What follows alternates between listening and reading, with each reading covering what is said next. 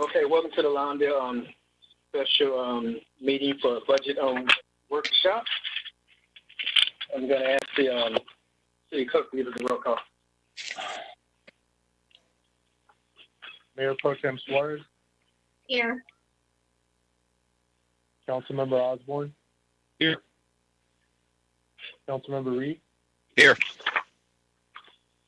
Councilmember Pruning. Here. Mayor Fuller Miles. Here. All members present. Okay, let me get this together real quick. I was distracted by my neighbor's hot rod.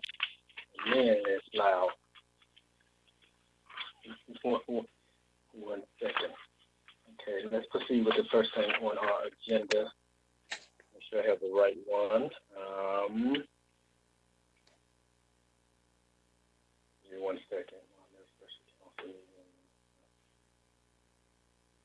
Okay, let's have our ceremonial. Let's have our ceremony. I'm going to ask Councilman Pat Kearney to lead us in the Pledge of Allegiance. Okay, I did it twice, but it's okay. Are we ready? Okay. I pledge allegiance to the flag of the United States of America and to the republic for which it stands, one nation, under God, indivisible, with liberty and justice for all. Amen. Thank you, Councilman. Next item, oral communications. I'm going to ask the Assistant City Clerk that we receive any oral communications. Yes, for the special meeting, we have received one. I'll go ahead and read it. It's from Andrew Tan, resident. Okay. My name is Andrew Tan, and I reside at 4577 West 154th Street, Lawndale, since 1979. I have some concerns with the proposed FY 2020-2021 fiscal budget that has been scheduled for review on 6/1/2020, and the following concerns are: compared to fiscal year 1920 fiscal budget, the projected revenues the new fiscal year has an increase of approximately $1.18 million. The projected expenditure went up by $4.9 million. As a result, the fiscal budget has gone from surplus of $1.89 million to $1.83 million of deficit in fiscal year 2021. 2, as COVID-19 pandemic affects all levels of economy in the country, every sector of business was projecting a dismal outlook for the next 12 months or even longer. Economic recovery would be a tough task for state, as the governor has outlined, but his new budget proposal for next fiscal year. How does Lawndale City be so sure about meeting the projected revenues? 3, in addition, Governor Newsom has cut his budget by over $500 million because of the economic downturn due to the pandemic. How could Lawndale City increase its expenditures in such matter? 4, in my humble opinion, Lawndale City leaders need to ensure a balanced budget for financially sound organization, and the city staff should make strides to achieve the goal. That ends public comment. Okay, thank you for those public comments. Let's hear from the council. Are there any remarks on the public comments by the council?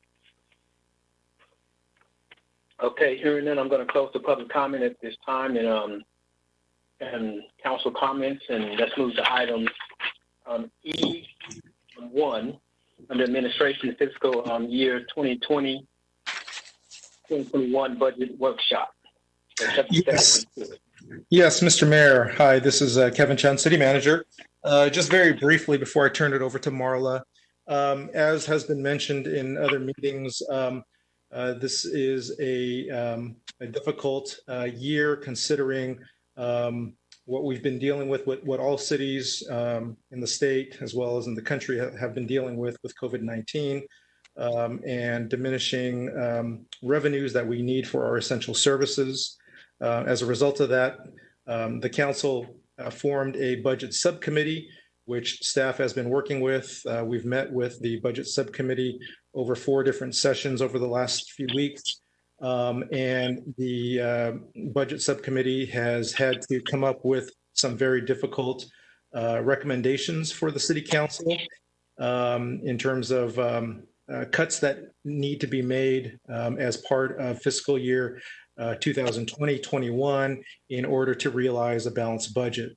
So with that, I will turn it over to Marla Pendleton, our Finance Director, who can explain and give a presentation as to what's caused our revenues to be where they are and what we need to do in order to, again, experience a balanced budget. So, Marla? Thank you very much. Thank you. Our proposed budget is a collaborated effort documenting available resources and use of resources that's establishing the appropriation authority for the year in alignment with city goals and vision. The proposed budget includes revenue, expenditures, and operating transfers in and out. Revenue is based on staff revenue projections. They're based on trended historical patterns, adjusted for known economic variations. They're vetted against projections and funding sources and available economic projections. That's both contracted economists as well as those that are published. Revenue also includes grant awards and then other legal contractual funding commitments to the city, such as our redevelopment obligation payments that come in annually. Our expenditures includes personnel costs, full-time, part-time salaries, contracted benefits, required employer paid taxes, pension liabilities, retiree health benefit contributions. It also includes contractual legal obligations such as contract services, debt service payments, and citywide insurance. It includes department appropriation requests and capital projects. Capital projects include contract services from restricted funding sources, usually require city matching funds, and includes allocated personnel costs that are citywide. Operating transfers are to move money from one fund to another. Operating transfers using restricted money held in another fund. Example would be if a department is acquiring a vehicle and it wants to use, we would use air quality money that has to be restricted in a fund. We would transfer it into the budget, making the expenditure so it would be whole. It would also include portions of collections that need to be segregated and restricted, such as our 20% housing set aside. Money comes in through our redevelopment agreement from the accessor agency for advances, the payments, of which 20% has to be set aside. So we transfer that out of the operating funds into the housing department where it's restricted for low income, moderate income housing.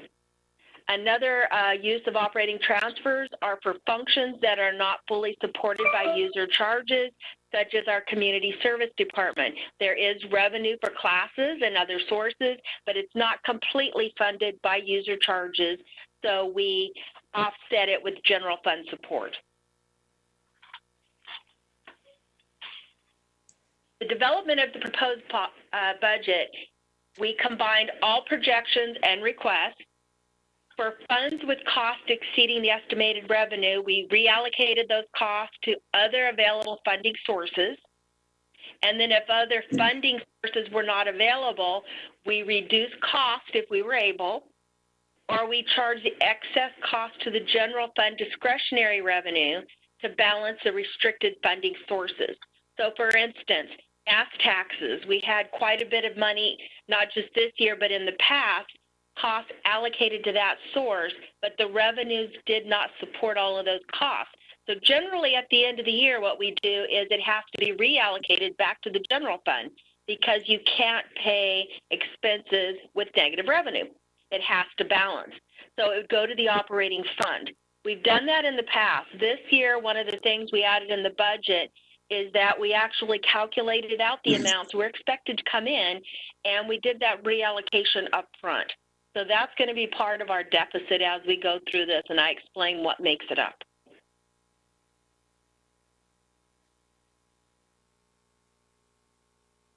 The proposed budget, we identified areas of potential cost savings. We then consulted with our budget subcommittee, which was developed this year because of the shortfalls we anticipated. The budget subcommittee reviewed cost-saving options, and they came up with some on their own, and we developed a plan to balance the general fund budget. And the reason I say general fund budget is because first we balanced all other restricted funding sources. The only one with a deficit is then the one that has our discretionary revenue would be the general fund. And once we received feedback from the effective department directors, we went ahead and made maybe additional cost cuts in the budget or made recommendations based on that. We incorporated all of our cost-saving measures into the proposed budget document that was provided for this workshop, and they will be reviewed one by one for council's consideration as a whole. So know that the budget that you got does not include any overruns. It is balanced. So all of our cost-saving measures are already incorporated in it, but we will address each one to make sure that it is council's desire as a whole to implement those cost-saving measures. The composition of the general fund shortfall. So how did we get a shortfall? We had a reduction in our anticipated revenue, $615,000, and everything throughout this, just to let you know, the thousands have been removed. So to make it more easier to read, know that these numbers are in the thousands. So we had reduced revenue projections. We had increase in expenditures. Personnel costs that were allocated to the general fund, that's from balancing out of all of our funds, anything that had to go back, $395,000. Operational costs, $367,000, for a total increased expenditure of $762,000. We had an increase in capital expenditures of $36,000, a decrease in operating transfer outs of $81,000, and then other items would include one-time fundings that we don't have this year. That's about $80,000. That adds a total of our general fund shortfall of $1,252,000 for this fiscal year.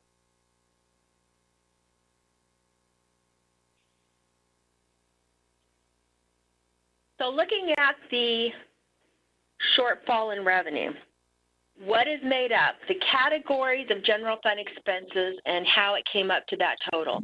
We had a decrease in taxes, and that really makes up the majority of it. So we're going to focus on that today, but that's $664,000.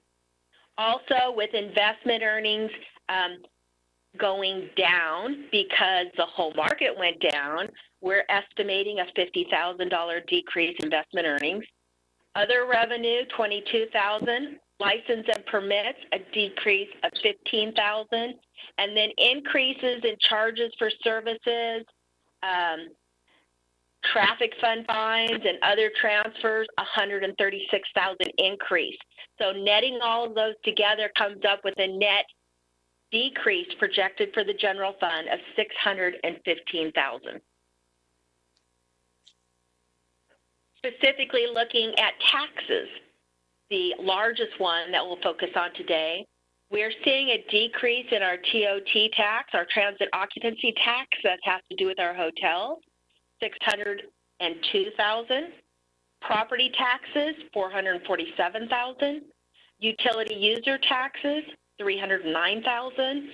Other revenue, $30,000, for a net decrease of $1,388,000.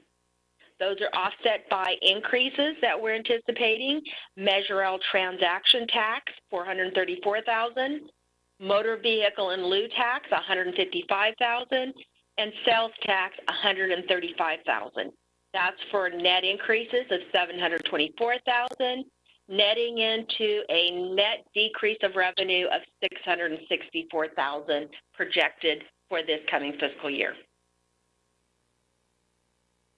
Looking at transient occupancy taxes, I've trended this back so you can see what the historical pattern is. I went back to the fiscal year 8, 9, 10 area. Great Recession was in the 8, 9 area. It hit mostly to government entities where they felt the impact in fiscal year 09. So that really is where our starting point is for most of the revenue projections that you'll be seeing. If you notice, from fiscal year 9 onwards, we start seeing increases once the Great Recession passed. And we were actually anticipating our all-time high this current fiscal year. However, because of COVID-19 and Project Room Key, it impacted our last quarter of the fiscal year for our 2 largest hotels. So we're anticipating an overall decrease in the year for that. And then assuming still don't know if we're going to have TOT for next fiscal year for those 2 hotels. That's a questionable, uncertain item at this point, and we don't know if the intent is to purchase those hotels. Will they no longer be operating and providing TOT for the city?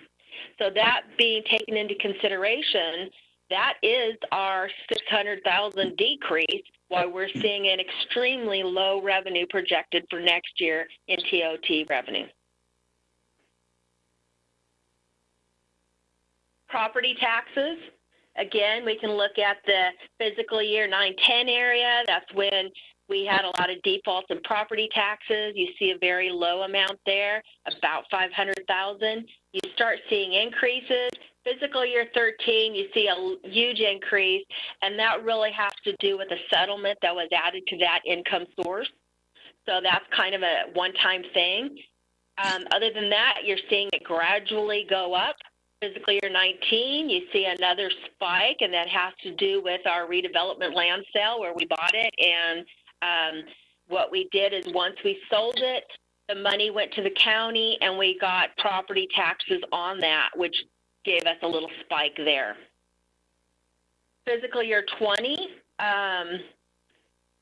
we see a little bit of a decrease. Part of it, that is where we're at this year. It's still, we had a spike, but it's still an increase if we didn't have that spike.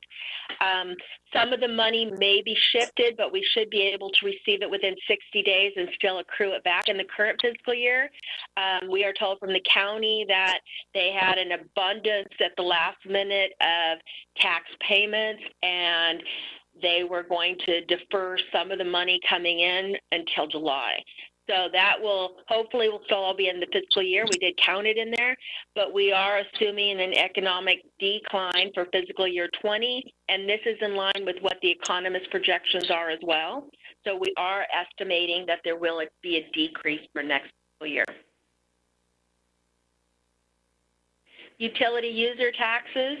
Our biggest increase actually was fiscal year 09, and you've seen some little ups and downs, but for the most part, that has been on a downward cycle from year to year, and we assume that the decrease next fiscal year will be similar to the fiscal year 20 decrease of about 10%, so we do see a decrease in that revenue.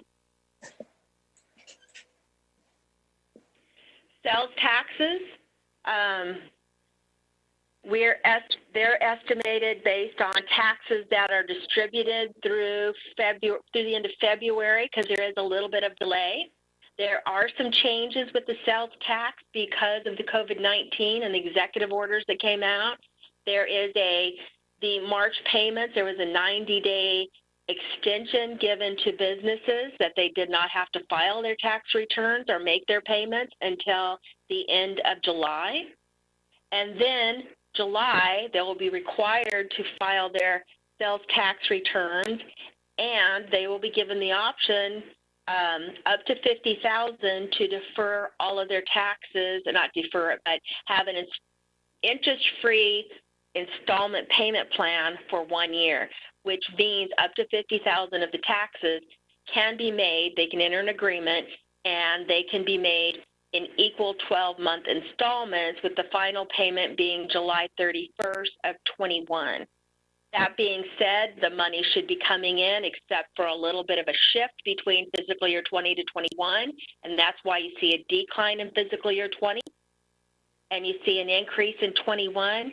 That is strictly related to just the 90-day extension that was given by the executive order. We really don't know what the impact is right now because of COVID-19. We know a lot of businesses are closed. We know that the taxes collected in person are really reduced. However, that being said, a lot more people are buying online, which does generate sales tax as well. When there is economic uncertainty, people tend to hold on to their money more. So it could be that there's less spending, but right now it's anybody's guess where that exact number is going to be, because again, there was a 90-day extension from even filing the returns to determine the amount that was due to us. So that one is going to be something that we're going to have to monitor closely and know that it could change. So again, this one says basically the shifting, the decreasing, don't know the amounts. It's also very volatile because of these changes. The amount that was shifted, I didn't mention that, was $128,000, what was projected by HDL, our contracted service for sales tax. That's how much they think will shift from 20 into 21. Measure L. Measure L also has uncertainty. It has the same type of conditions as sales tax did. It has the 90-day sales tax extension for the $50,000 per business, and then the 12-month installment payment plan for it. We estimated, based on what was received through the end of February, that there would be a $434,000 increase in Measure L taxes. However, we just received last week a payment for the month of March. Based on that, it looks like our decrease for this year could be much more, $171,000 for this year, $223,000 for next year. However, is that part of the $50,000 for businesses? Was it actually the impact a lot higher than what was estimated by the economists that shift from one year to another, or is that truly a loss in sales tax revenue? Again, we'll have to monitor it closely and adjust our budget and our information as it becomes more available.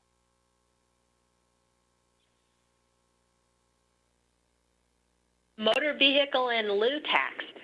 The historical perspective, as it's been increasing from year to year, we do not see any changes of that at this time for fiscal year 21. We are projecting an increase for that as well.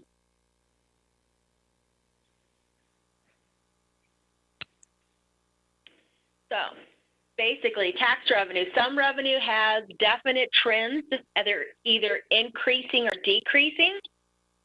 However, a lot of it has a lot of uncertainty and volatility surrounding other sources. So it requires monitoring and budget revisions as needed throughout the next fiscal year. So we see motor vehicle taxes, that's definitely increasing. Utility user property taxes decreasing. Our TOT tax, sales tax, our transaction Measure L tax, those items have uncertainty at this moment, and I can't say we've actually cut them in the budget. We need to have more information to be able to say, is it going up, is it going down? Right now, they are trended based on the most current information that we know.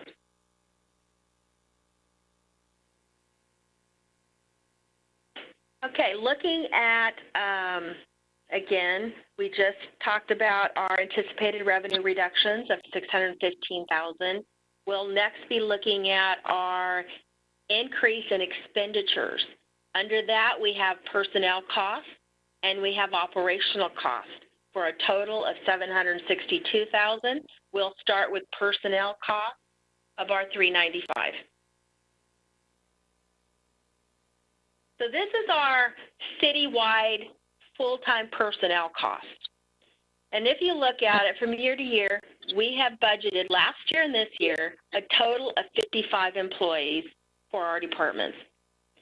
In fiscal year 21, our personnel costs total $5,345,000. Fiscal year 20, $5,363,000. It is a slight decrease of $19,000, or 0.4%. So you're not seeing much difference in the actual personnel costs from year to year.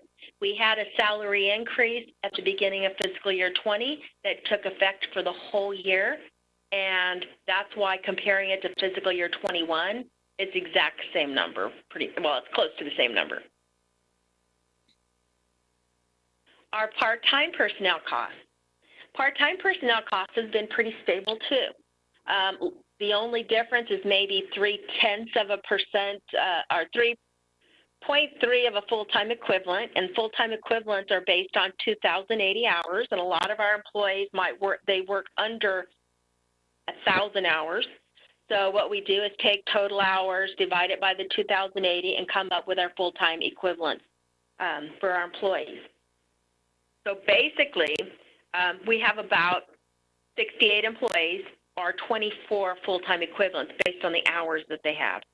For fiscal year 20, the costs were $791,000. For fiscal year 21, $847,000. And this is before any type of, just so you understand what the costs were before we made any recommended cuts. So these are all the costs that are in that we started with.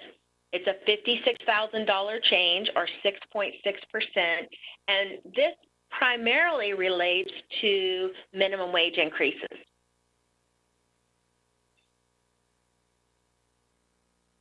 So what's the reason for the personnel costs attributing to the general fund shortage? Well, budgeted department personnel costs in total are not significantly different from year to year, as you just saw in the two preceding slides. However, the costs are allocated to other funding sources, and that changes, leaving general fund covering more costs.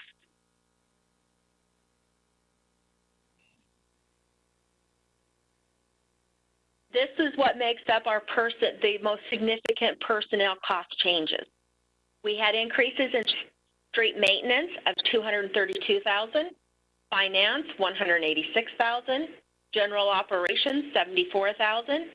We had decreases in the city manager budget of $61,000, a decrease in grounds maintenance of $36,000, for a net increase allocated to the general fund of $395,000. Street maintenance, the total labor costs allocated to funding sources include gas tax, and then metro funding such as the Prop C, Measure R, and Measure M. For fiscal year 21, we basically projected costs for the gas tax, and it is going down. And for the metro funding, we were given estimates, and then we were told, based on COVID-19, they have to revise them. They're going to go down, but we didn't get new revised estimates. So what we did is we assumed a 10% decrease, and once we looked at that, we saw that the other funding sources that had allocated street maintenance costs could not cover all of the costs. So $232,000 had to be transferred back or allocated to the general fund to pick up those costs. So that's what makes up that particular increase. Finance department, we updated our labor allocation for fiscal year 2021 proposed budget. Last year's budget included only 7% of the money going, the accounting manager going to the general fund, and 72% of the director's costs. Most of the costs for those two positions were allocated to the successor agency, the housing authority, and Proposition C. Now, the successor agency has basically wound down, and housing authority, and honestly, finance does not spend significant portions of time in those programs. So that being said, 100% of the director and manager's costs for fiscal year 21 are in the general fund. They're not against a successor agency or housing agency where we don't spend time. So the general fund is picking up an additional cost of $186,000 related to that change in allocation.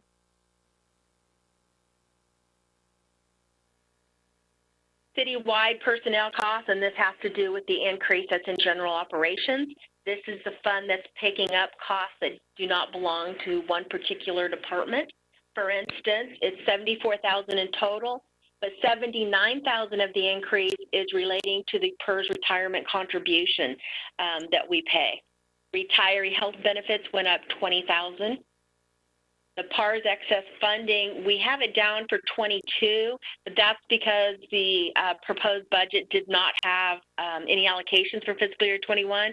I think that actually was an error. We need to allocate some to it.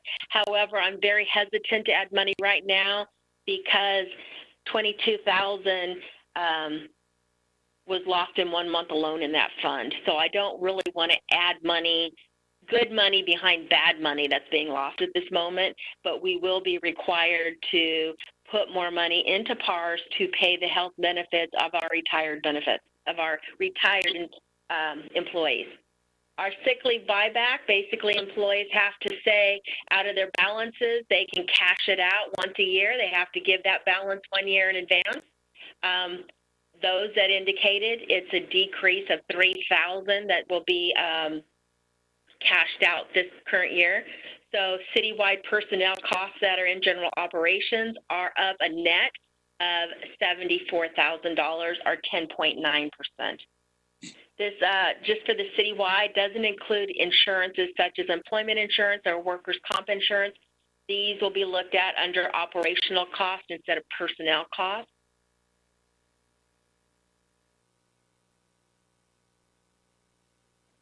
Do I have this one? Okay. City manager personnel costs. It went down because in fiscal year 1920, we had a one-time cost to pay off the city manager's leave balance payoff for his retirement. Because that is not an ongoing cost or anything on the current year, that budget has a reduction of $61,000. Ground maintenance. The number of maintenance employees classified under grounds was less in fiscal year 21 compared to 20. There was 4 in fiscal year 20, and there is 3 in the proposed budget for 21. The 1 employee difference was classified as street maintenance as opposed to grounds maintenance, so that actually added an increase in that particular budget of $36,000. So that is our personnel, the $395,000 shortfall. Operational costs is what we'll go over next, and that we're seeing an additional cost of $367,000.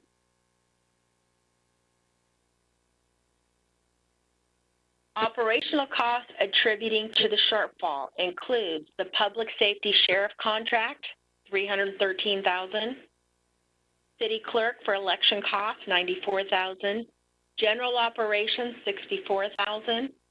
And those are offset by decreases in costs for administrative services, $88,000, and then just other miscellaneous decreases of $17,000 for a net of $366,000 increase in operation costs.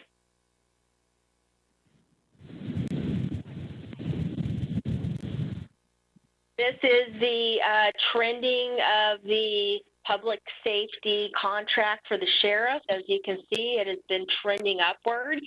It's the main reason that we asked for Measure 11 and passed Measure 11 is because of these increased costs.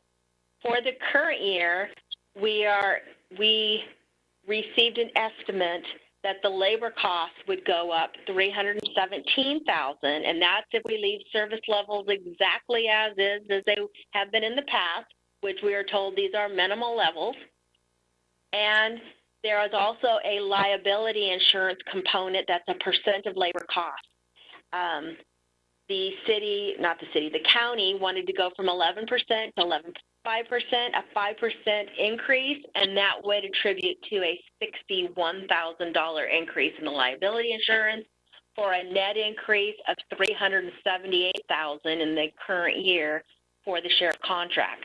Now, the sheriff contract is also partially funded by grant revenue. The increase to the general fund specifically is $313,000.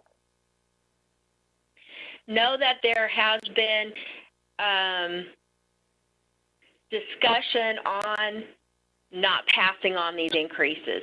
A letter was also drafted by our city council asking the county not to increase the cost, but you have to know that the labor costs specifically are related to their bargaining unit labor increases. Liability insurance is how much they pay because of liability because of their officers. So at this point, we don't know if they'll continue to give us those increases or if they will hold them back. Not knowing that they're going to waive them, they are in the budget, the full amount that was given to us as an increase. City clerk increase is attributed to the 2020 primary elections coming up. So that's pretty self-evident, I think. We did have election costs last year. This is a one-time thing for this year. General operations attributing to the shortfall is an increase in unemployment insurance, $75,000. Increase in property insurance, $22,000. Liability insurance, $12,000. Workers' compensation, $5,000. That's offset by a savings in contract services because there was a cost put in there, a one-time cost for facility upgrades of $50,000. We didn't use it, and it's not in next year's budget, so that is a decrease, netting to a overall net increase of $64,000 in general operations. Administrative services is a decrease. The decrease in that one, and that's netting in with everything else, of course, the decrease is related to compensation and class study that was included in fiscal year 20.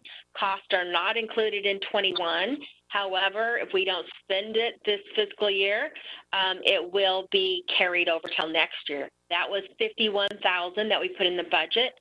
There was also budgeted costs for this current fiscal year for recruitment costs for our public works director, $37,000.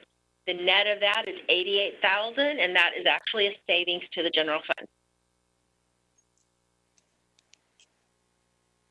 Okay, next category of what is included in our general fund shortfall is increase in capital expenditures, $36,000. Capital expenditure increase,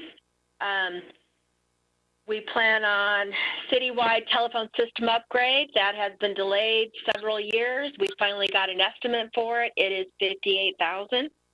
We have a decrease because of one-time expenses included in fiscal year 20 for computer replacements. It's not included in fiscal year 21. That's $20,000. And then a decrease in other or the cable TV of $2,000. It nets to an increase in capital expenditures of $36,000.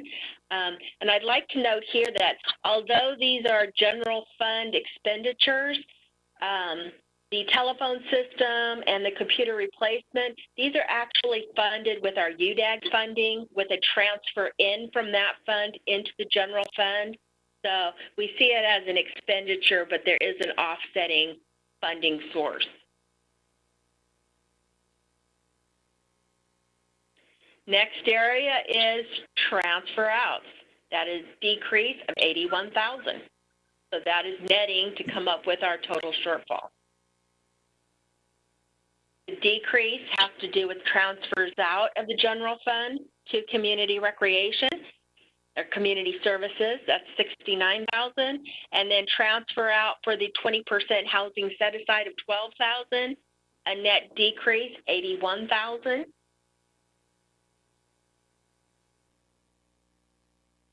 And that brings us to our general fund budget shortfall of $1,252,000. this is what we had to ponder, this is what we made recommendations for, and this is what the budget committee came up with. How do we balance our budget, and what do we do to get there? Here's a category of all of our recommendations to balance our budget. Recommendations include, number one, reduce citywide costs. We found $32,000 for that. Defer costs where possible, $43,000. Reduce department budgets, $50,000.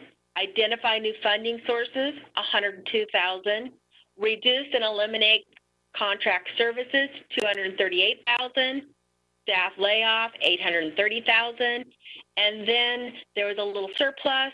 If we lay off staff, we would like to use that to boost up unemployment.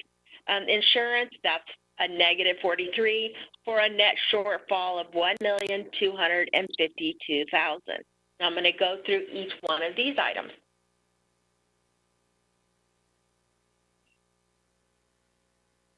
Reduce citywide costs. The recommendation is to eliminate all travel and training. What is put on this table is the total by department of all travel and training, coming up with $32,000. This is what is supported by funding from the general fund. To be consistent across the city, we also asked community development and housing to eliminate their travel and training budgets, which is another $10,000, although that doesn't support the deficit in the general fund. It does make cohesiveness among the city and make sure that we're all consistently doing the same thing. There is a $2,000 budget. It's actually another expense account, but that's mandatory human resource training, such as sexual harassment or harassment prevention training. We did not eliminate that because of the liability. It's only $2,000, so this is everything that is within department budget training. Recommendation 2, defer costs where possible. There was a contract for the ADA transition plan. The city's manager included a one-time contract cost to identify areas in the city where improvements were needed to comply with ADA standards for accessible design and establish a plan for compliance with those standards. A decision of the committee was to defer those costs, and that is $43,000. Number 3, reduce department budget. So we went through, we looked at specific things in department budget. We saw areas for ground maintenance, $38,000. The senior travel club support, $11,000. Recreation uniforms, $1,000.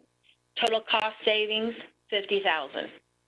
And just so you know, these are things that we identified after the fact, but as we were working through this budget, departments also rethought their budgets, and they did decreases as well. So these are in addition to that. Our budget shortfall is after departments actually went through and did cuts themselves. Okay. Identify new funding sources is our 4th recommendation. A new grant, CDBG CV grant, and that's a one-time grant related to COVID-19. Our community development director applied for it for senior activities. We did receive the grant award. The award was $194,000, and it is for costs from March 27th of this year through the end of next fiscal year. So we will be using it for some costs this year. We've identified specific senior activities for next year. There's still a little bit that looks like it may be left over, and we're told that we may be able to carry it forward into the following fiscal year, even though it's one time. So this funding is a reimbursement based on actual costs, so we have to incur the cost to get the funding, and is restricted senior meal program and activities. So what we did is we shifted money from the general fund to this new grant source. we were able to identify 4 part-time salaries for $59,000 that exclusively work on the meal delivery program. The senior fitness classes would be included in the reimbursement, $15,000, and then senior activities. This is connecting with workers, various different programs. $28,000 was in the budget. We shifted it to this grant, so we anticipate $102,000 being received as a reimbursement for the year and shifting these costs from the general fund to this new funding source. Marla, question? Yes. The travel club, could that be part of that grant funding? You know what? I didn't think it could because it's more activities, and I don't know. I think we can call and ask, but at my first sight, it didn't look like it was part of the cost. Okay. But we can see if it could be expanded for that. Okay. So at this point, I didn't include it. Doesn't mean that maybe we'll find out down the road that we can add it, and if so, we will shift those costs to it. Okay. Okay. Number 5, recommendation, reduce or terminate contract services. The contract services include park agreements with the Lawndale Elementary School District. The recommendation is to terminate it. Lawndale Beat, reduce it from 2 to 1 route. Unarmed security service agreements, terminate that agreement. Tree trimming, pruning, and removal services, reduce those services. And school crossing guard services, terminate. I didn't put the amounts because I'm going to discuss each one of these individually. For the parks agreement, well, looky, it's not here. Okay. No, I'm sorry. Some of my screens messed up at the last minute, so I don't know if it got out of sort or if it deleted it.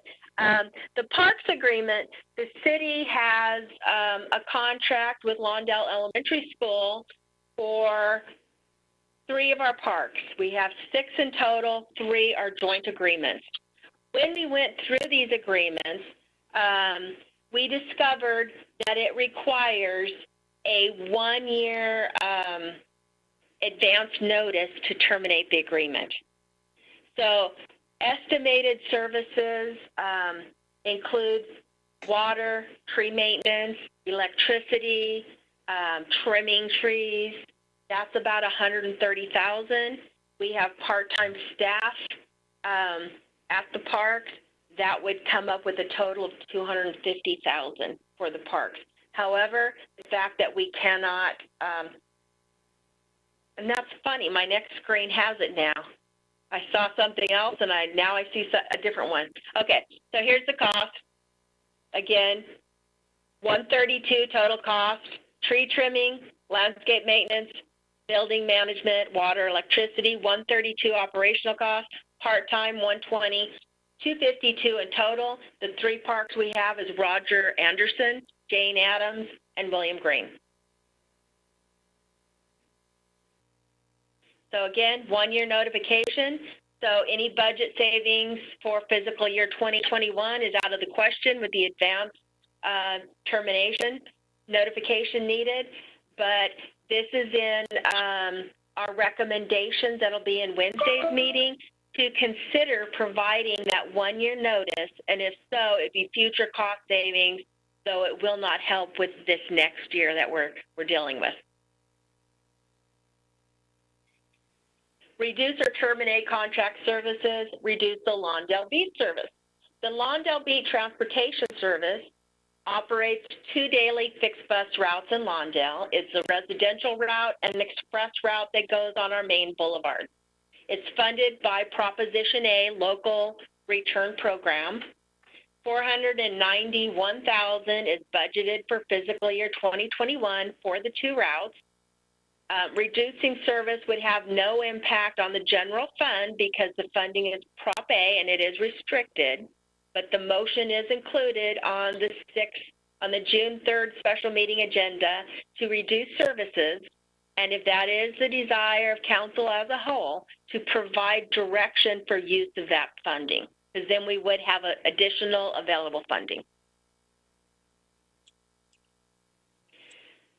The third one under reduced contracts is to terminate unarmed security services. On January 6th of this year, the city entered into a 2-year agreement not to exceed $51,000 for unarmed security services at the Harold E. Hoffman Community Center, City Hall Courtyard, Veterans Memorial Hall, and the surrounding parking lot. This contract can be terminated with 30 days written notice. The cost savings would be $26,000, and it was removed from the proposed budget. So that is something that's up for consideration to continue with the recommendation of the subcommittee. The third contract is the tree trimming, pruning, and removal services. This is to reduce services. The tree trimming service is an existing contract that was amended for a 3-year period, July 19th through June 22nd. The proposed budget is year 2. Annual contract amount is $166,000. The services alternate between the main boulevards, east and west side, every other year. It includes pruning, trimming, removal at city facilities, parkway trees, and street median trees, the Metro Link right-of-way. The interim Public Works Director believes a one-time decrease in service can reduce the cost up to $80,000 by assessing the maintenance schedule and the condition of the trees. So that is something to be recommended. Again, it would have to look at how do the trees look, the type of trees, how quickly they grow, and can they hit and miss some of them. We wouldn't just eliminate an entire street or an entire part of the plan for the current year. It would be specific trees that definitely need maintenance. School crossing guards. The school crossing guards, there is an existing contract for a 2-year period. It is from August 18 to June of 2020. So it expires specifically on June 12th of this month. Services are for 10 crosswalk locations during regular school sessions, and the locations are designated by the Lawndale Elementary School District, according to the contract. Estimated 2021 costs are $132,000. This was removed from the proposed budget to balance. All locations that the crossing guards are at have traffic control devices except one, which is directly in front of the schools where parents and teachers are present. So removing this particular item saved the general fund $132,000.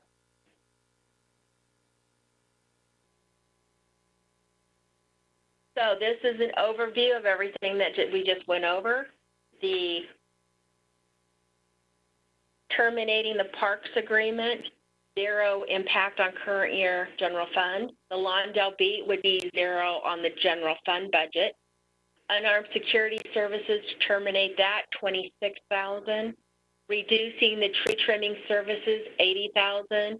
And then terminating the school crossing guard services, $132,000, for a cost savings of $238,000.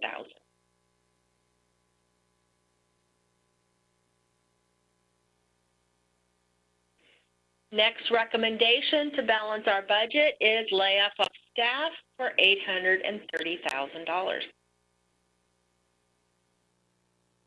Staff layoff, the recommendation is for part-time staff, $575,000, full-time staff, $255,000, for a total savings of $830,000.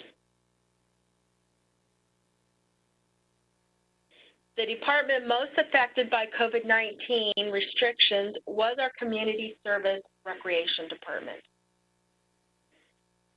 So looking at community services, it has personnel costs, $926,000, operational costs, $263,000, appropriation request, $1,189,000, estimated revenue, and that was assuming business as usual, $153,000, And then net cost to the general fund, and that is an operating transfer from the general fund to community service rec, $1,036,000.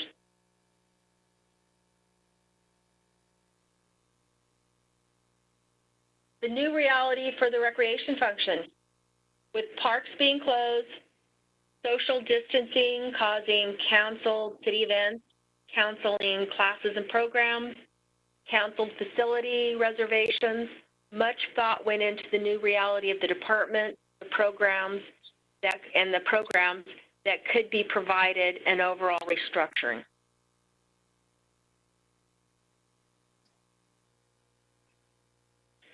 Revenue estimates for the recreation function required reductions.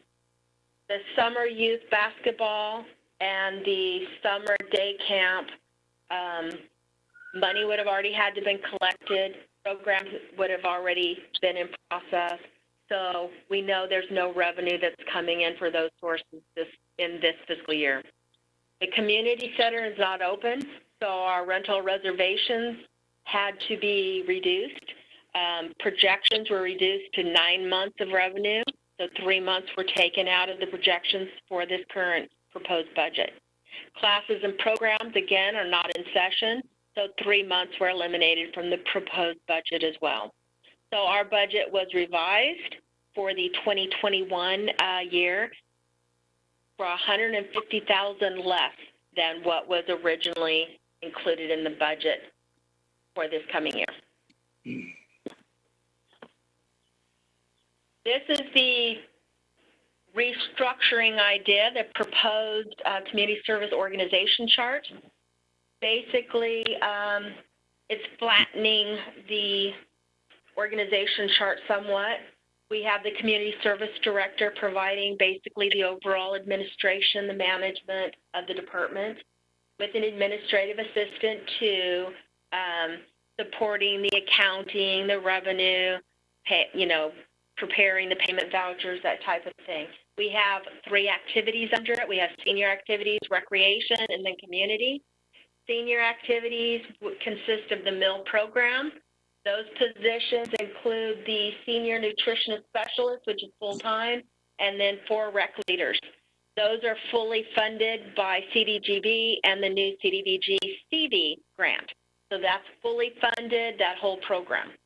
We've got contract classes under there, no personnel required, and then the travel club, which requires, based on the agreement, a staff person to travel on anything that's overnight. Recreation, we're planning to basically condense that somewhat. We have the 6 parks, 3 city-owned, and the 3 joint school district ones. The plan is to operate those, open, close, and monitor the parks with 2 rec leaders. Before they had full-time staff at them, so we want to reduce that to just 2, where they are rotating and monitoring them. For the gym, we rent that from the school district. Contract amount is $21,500 a year. And once that is operational, and I say when because, of course, it's not open right now, but when we need staffing, what we would intend to do is have evening, weekend, holiday, and when school is out, the operation, 2 part-time rec leaders funded for that. For the youth day camp, and that would be the winter camp, that would be for basically monitoring events. Recreation leaders, we would need 4 part-time. Then we have the McKinsey Community Garden. There's 1 part-time staff for that. If we go over to the community section, we have the transit operator, full-time. That is fully funded by Prop A, so there's no general fund impact there. And then facility reservations, reception, 3 part-time rec leaders for that function. So we did take into consideration what positions we have now, what cuts we can make. This was discussed with the community development director, and this is the proposed new organization chart. So what does this new organization actually mean? So our recommendation is basically to lay off all part-time staff, with the exception of those that have specifically been identified. So what would happen is everyone would be laid off, and then as the functions, and I say as they're needed, because not all are needed immediately. So for instance, for winter basketball at the gym, once the gym opens, then the winter basketball season starts, then you would need part-timers. So based on that, when people were needed for the functions that are budgeted, they would be recalled based on seniority and based on, what the MOUs say, and the hours and dollars are proposed not to exceed what's put into the budget, and that's with the new organization chart.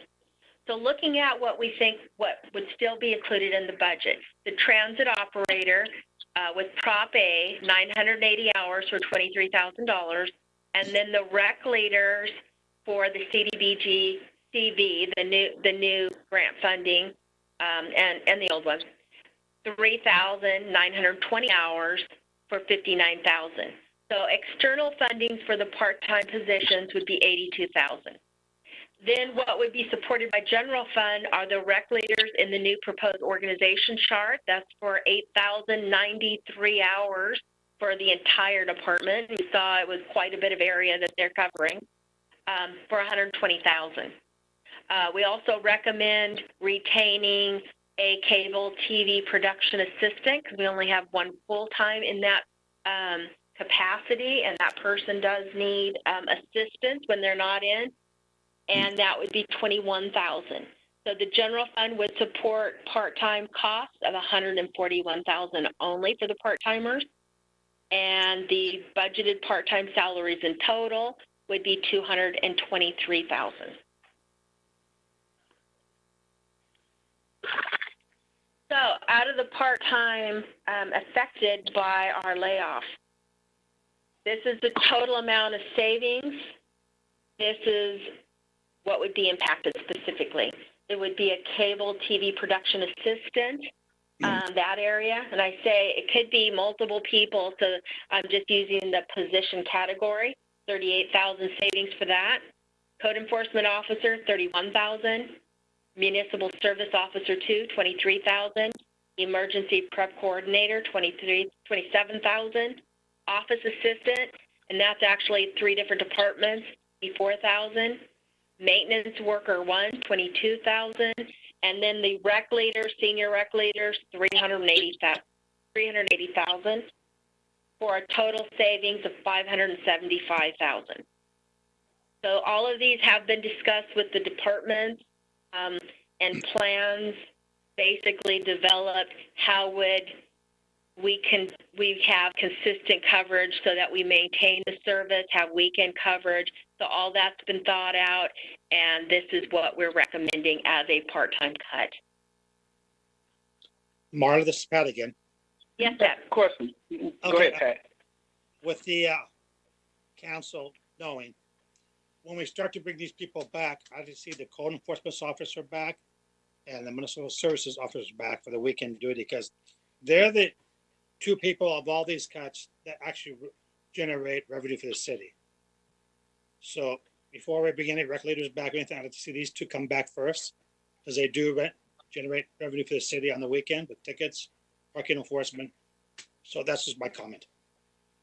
We did talk to the municipal service director, and I know he's on the line, about if he lost the positions, how would he cover? And basically, he wouldn't eliminate the weekend service. He would basically take his schedule and not have a fixed all the full-timers on the weekdays and the weekend part-timers. He would basically make their schedules to where people would be working also on the weekend, so we wouldn't lose revenue. We would still have those enforcement services in place. It's just everybody wouldn't be working all the same hours. They would be flexing hours throughout the week. Okay. So there would still be coverage there. All right. Okay. Okay. Paul, I have a quick question for you.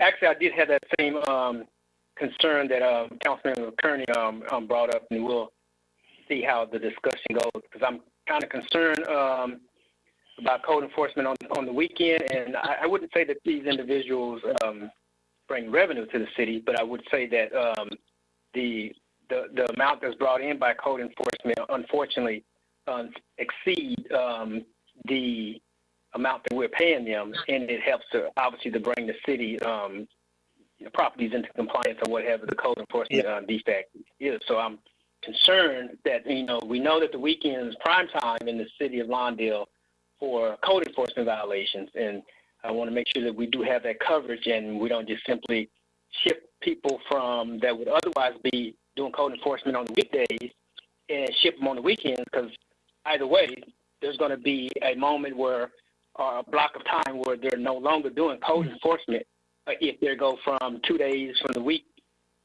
weekday and ship those 2 days on the weekends. There's still a coverage gap, it seems to be. My other concern, go ahead. I was going to say, pardon me, Mr. Mayor, this is Michael, Municipal Services Director. I can speak to that a little bit if you're finished with your comment. Right? I can just. Yeah, go ahead. What I was going to say is that, as Marla said, we would still have coverage 7 days a week. We would simply move the 2 full-time code officers to working 1 weekend day as part of the regular schedule. So Jamie, for instance, would do a Sunday through Wednesday, but having said, and Greg would do a Wednesday through Saturday. But having said that, the service levels probably will diminish a little because having one person writing tickets is less than 2 people writing tickets. So absolutely.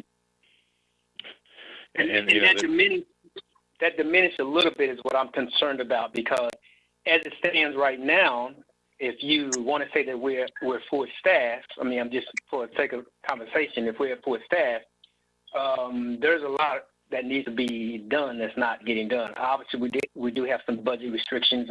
Obviously, keeping that in light.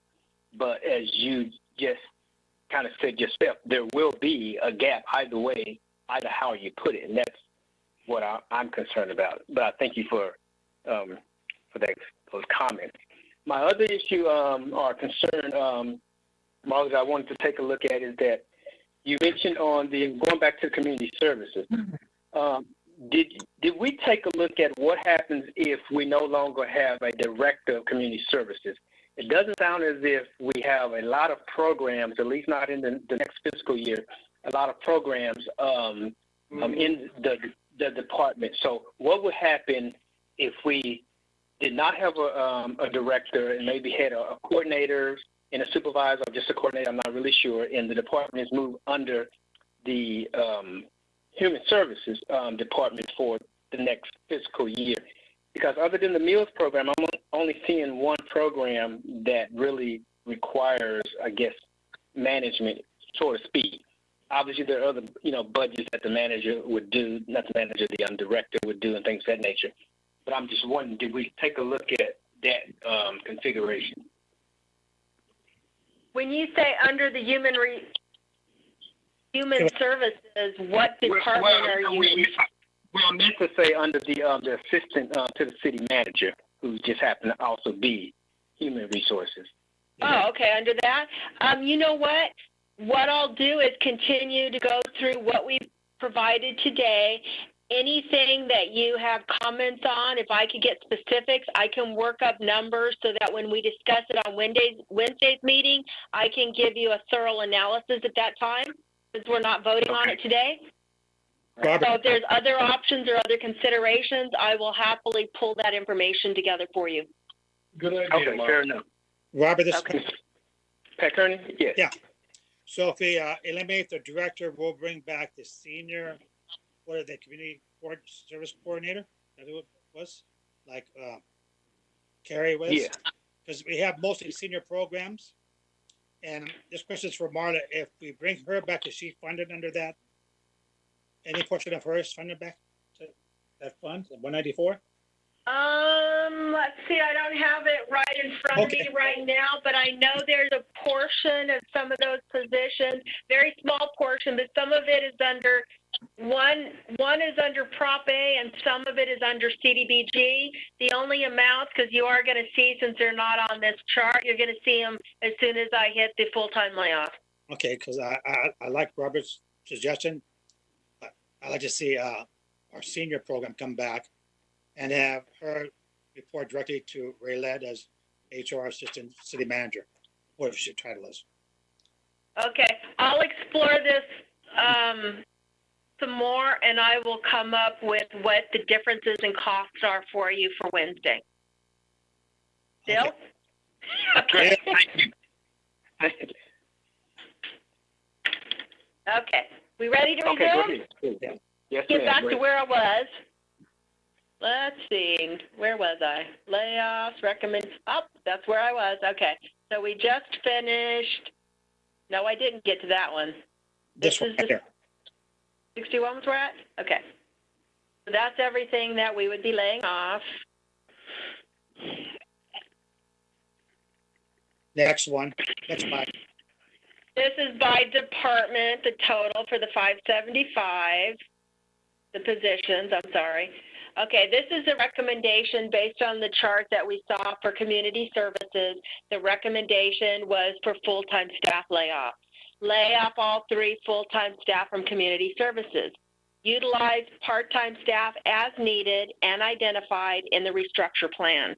So the positions that were specifically identified for layoff is community service supervisor, the savings to the general fund, and some of it is, I believe, Prop A, but the portion that's related to the general fund is $89,000. Community service coordinator, $85,000. Recreation coordinator was partially funded by Prop A.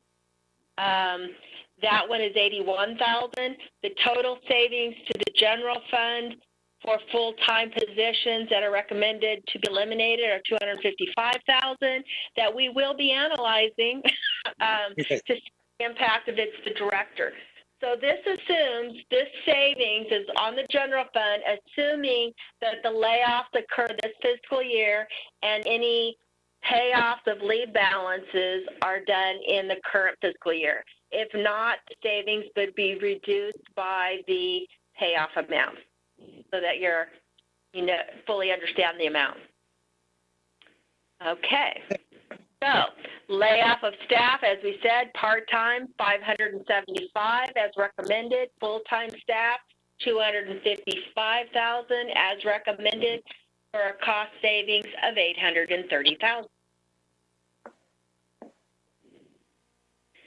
So back to recommendations to balance budget.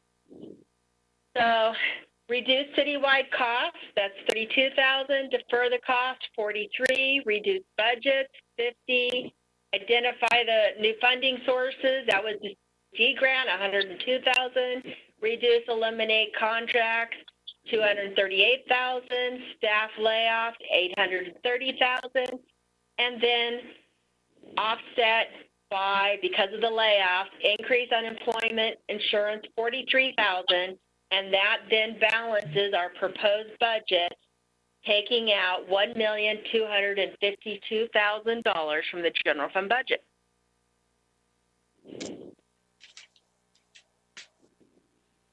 Based on that new amount now, where are we at with general fund reserves? This is our calculation for general fund reserve. We start with the last audited restricted fund balance, restricted being anything that's not restricted, you can't use it for the current budget, or it's not available. It could be a receivable amount. So our last audited unrestricted fund balance was $7,520,000.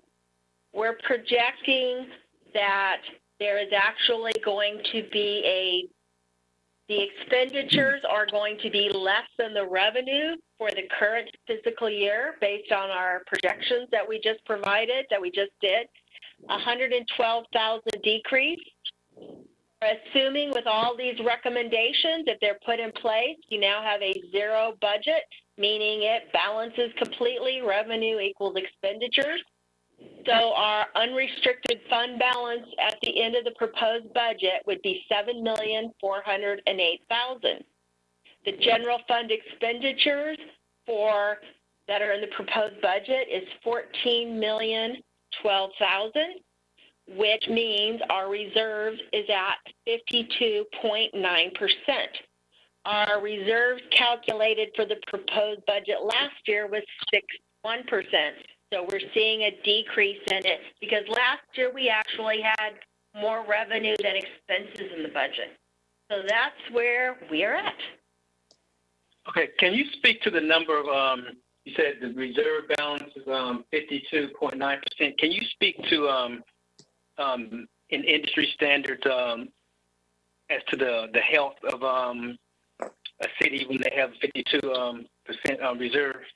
You know what? 20 or 30% is considered very strong for local government. We're at 52.9%. Our council says they want a goal of 100% and thought we had that in the past, but the calculation was not unrestricted. It was also money that wasn't available. So looking at this, a 52.9%, although it has decreased from last year, it is still very healthy. But okay. That being said, not the butt part. I'm sorry? I was just joking. I said not the butt part. But go ahead. Yes. So the but is this: there are a lot of uncertainties surrounding this year. Uncertainties being things like our transit occupant, not our transit occupants tax. That's an uncertainty, but additional things because of like the CARES Act, where they're trying to make it easier on individuals, on businesses, so they're deferring payments longer. That reduces our cash flow and maybe even money to us. One of the things that I heard 2 weeks ago, I got an email from the county of LA regarding our obligation bond, the amount that was supposed to be distributed the 1st of June. And they said, because it wasn't all fully collected, the remainder, or it wasn't collected timely, that they would do a calculation and they'll distribute to us next January. That's 7 months late. This is for debt service obligations that we have to pay regardless. They took over the redevelopment agencies and the promise, and they made us go through a lot of hoops to say how much debt we had. It got approved. Every year we get approved how much is coming back to us based on the taxes that are due to us that would have all been to us automatically, but they're holding it and giving it to us based on how much is approved by the state controller's office and the auditor controller every year. And now they're telling us they're going to delay it 7 months. Well, that 7 months, if it's anything like the property tax payment that we just got last week, that was 60% short. 60% short of that one payment is $700,000. That's a lot of money for our budget. So even though we've got higher reserves, we're going to need cash flow because I keep seeing things getting delayed and a lot of unknown things. We don't know what's going to happen with sales tax. We don't know if we've cut enough on our gas tax. At first I went really conservative, and then when I started looking at the economist estimates, they were estimating a little bit more. So I didn't want to say we've got to lay off everybody in the city. I want us to have some money. So I didn't go as conservative as we could have. I said, you know what, let's not take these huge hits. Let's just keep monitoring it. Maybe we'll have some more hits, but maybe we'll be surprised and have some increases too. And maybe they'll net out.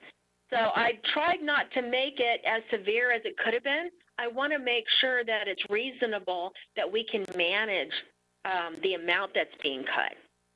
So just so you know, I take it very serious when I do the budget, because if it's too much, that means we could overspend and bankrupt us.